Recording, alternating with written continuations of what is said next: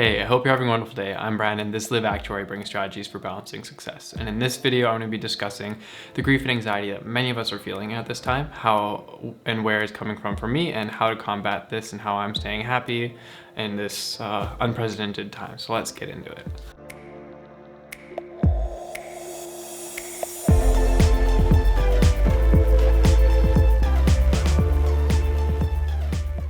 Right off the bat, I want to mention that yes, I've moved. You'll see a new set behind me. This isn't by any means the final set. This is just what's convenient for right now. Lots going on. My goal for this video is not to focus on the pandemic, rather to focus on me being vulnerable on video for you guys. I'm going to be discussing two main areas of anxiety that is being caused by what's happening outside. Specifically, I'm going to be talking about a little bit of the grief that this has been causing, as well as being set back a little bit in my life and how I'm dealing with not pushing myself so hard and how I am going about stopping that mindset, I guess. As always, the timestamps are going to be up here. You can skip to whatever point in the video you want. I'm going to have a little bit of a montage at the end, so look forward to that. That's going to be fun. The first thing I want to discuss in this video is this feeling of grief. And for me, like many of you, it is this feeling of unpredictability, uncontrollability, and sheer feeling of almost uselessness to wanting to stop the pain and suffering that's happening in the world. I just want all of you to know that this feeling of grief is a normal process, and you're not alone. You're not alone. One of the most common situations where I felt this way would be when a friend or a family member comes to me and discusses a time in their life that has been extremely difficult for them. One of the ways that I've noticed helps mitigate this feeling of grief is to reach out to your friends, reach out to your family, and let them know that they're not alone. And if you're not able to be on the front lines right now, but if that's something you're wanting to do or do more for your community, I will put a link in the description to a video made by Smarter Every Day, who did a fantastic job kind of describing what you can do in your community to give back. The second point of vulnerability that I'm going to be discussing is going to be pushing myself too hard, rushing. One of the most common things that I get told when I ask people what their number one piece of advice is once they're done their exams, like if someone has finished their fellowship, for example, what their number one piece of advice is, and it always seems to be take your time.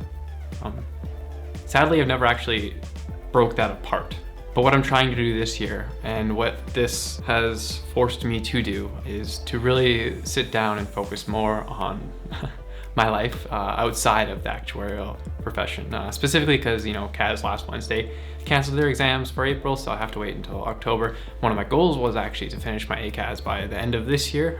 That's likely not going to happen anymore, but what I'm going to be doing is I'm going to be focusing on developing skills outside of the actuarial profession, maybe uploading more videos with you guys, because that's something that's really important to me. So that's what I'm going to be trying to focus on doing more.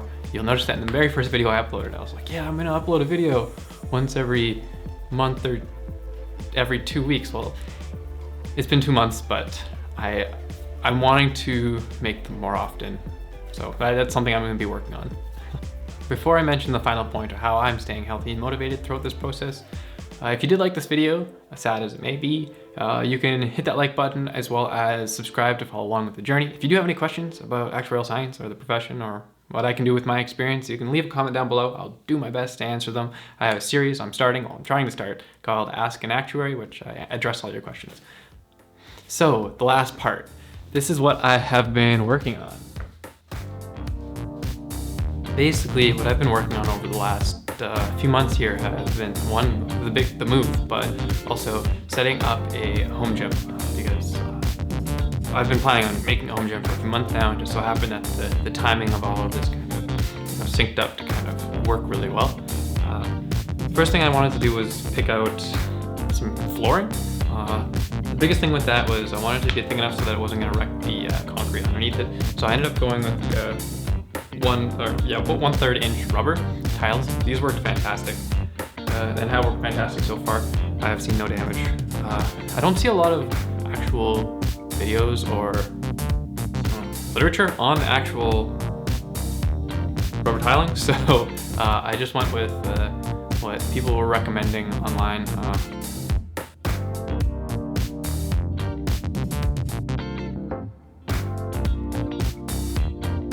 There were some people out there recommending using stall tiles.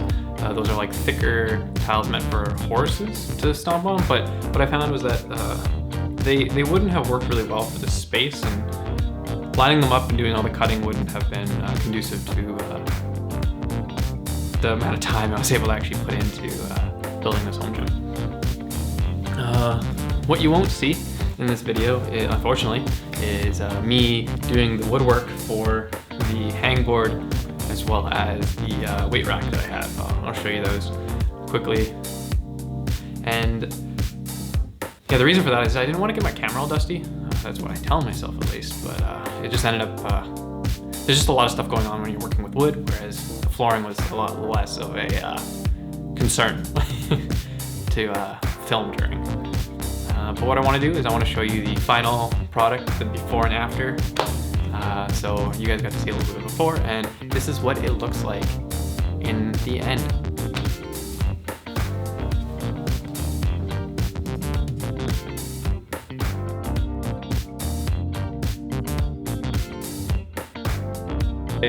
And thanks for watching, and I hope you are staying happy, healthy, and safe out there.